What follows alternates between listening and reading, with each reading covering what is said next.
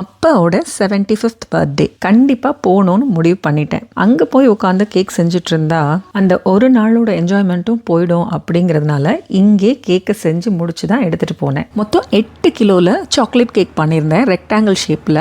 அதில் 4 kilo 7க்கும் 4 kilo 5க்கும் வச்சுட்டு அந்த ரெக்டாங்கிளில் கார்வ் பண்ணி எடுத்தது போக 7ஆம் நம்பர் வந்து 2 கிலோ இருந்துச்சு, 5ஆம் நம்பர் வந்து 2.5 கிலோ கிட்ட இருந்துச்சு. இது complete chocolate butter cream cake தான். மேலே ஃபுல்லாக சாக்லேட்ஸ் வச்சு டிசைன் பண்ணிட்டேன். அதை தூக்கிட்டு சென்னைக்கு வந்தாச்சு. ட்ராவலில் ஸ்மஜ் ஆகிடக்கூடாதுன்னு தான் நான் இந்த மாதிரி பட்டர் க்ரீம் கேக்கே பிளான் பண்ணேன். ஸோ நல்லபடியாக கொண்டு வந்துட்டேன். ஒரு டேமேஜ் ஆகலை. இங்கே வந்ததுக்கப்புறம் எந்த பெரிய செலிப்ரேஷனும் நாங்கள் பிளான் பண்ணவே இல்லை. நான் அண்ணன் ஃபேமிலி அவ்வளோதான். ஆனால் எதிர்பார்க்கவே இல்லை, எங்களுக்கே சர்ப்ரைஸ் கொடுக்குற விதமாக அம்மாவோட சின்ன வயசுலேருந்து க்ளோஸ் ஃப்ரெண்டான தேவகி ஆண்டி மணப்பெண் தோழி மாதிரி வந்து கூட நின்றுட்டாங்க. அதே மாதிரி அப்பாவுக்கு சென்னை வந்த காலத்துல இருந்தே பக்கபலமாக இருந்த அவங்க முதலாளி சரவணமுத்து அங்கிளும் கூட நின்று எல்லாத்தையும் பார்த்துக்கிட்டாங்க. இவங்க 2 பேர் வரவும் தான் நாங்கள் எங்களுக்குள்ள செய்ய இருந்த சின்ன பர்த்டே பார்ட்டி ஒரு பெரிய ஃபங்க்ஷனாக களக்கட்டுச்சு. இதை இன்னும் மெருகேற்றுற விதமாக அண்ணனோட ஃப்ரெண்ட்ஸ் அத்தனை பேரும் மாலையும் கையுமா வந்துட்டாங்க. எங்கள் அண்ணனுக்கே இது ஒரு பெரிய சர்ப்ரைஸ். ஏன்னா அவங்க யாரையும் நாங்கள் இன்வைட் பண்ணல. பட் தென் அவங்க ஸ்டேட்டஸ் பார்த்துட்டே எங்கள் அம்மா அப்பாவோட பிளெஸிங்ஸ் அவங்களுக்கு வேணும் அப்படின்னு சொல்லி அவங்களாவே இன்ட்ரெஸ்டாக வந்துட்டாங்க.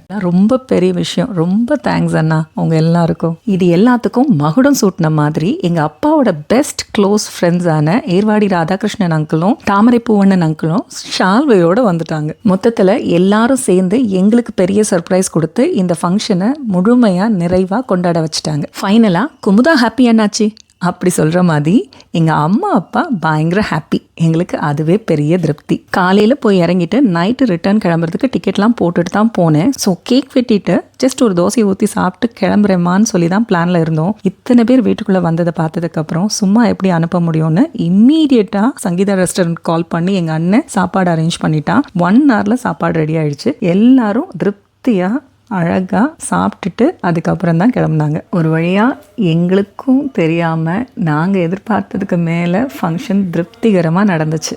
அதுவே பெரிய ஒரு மனநிறைவாக இருந்துச்சு. கடவுள் வரம் கொடுக்கலன்னு வருத்தப்படுறோம். ஆனால் உண்மையாக சொல்லணும்னா கடவுளே வரமாக கிடைச்சது தான் அம்மா அப்பா. அதை நாங்கள் இன்னைக்கு அனுபவிக்கிறோம் சந்தோஷமாக. 100 ஆண்டு காலம் ஆரோக்கியமாக சந்தோஷமாக நிம்மதியாக மனநிறைவோடு அவங்க வாழ்ந்து நம்மளை வாழ வைக்கணும். அதுதான் என்னோட ஆசை. கடவுளையும் அதை தான் வேண்டிக்கிறேன். நம்மளை தாங்கிக்க எத்தனை சொந்தங்கள் இந்த உலகத்தில் இருந்தாலும் அம்மா அப்பாவுக்கு இணையாக இந்த உலகத்தில் எந்த சொந்தமும் இல்லை. ஆண்டவன் என்னைக்கும் கூட இருப்பாம்மா. எல்லாரும் நல்லா இருப்போம். ஓகேவா? ஸோ ஹாப்பியாக அந்த ஃபங்க்ஷனை முடிச்சுட்டு நல்லபடியாக மதுரை திரும்பியாச்சு.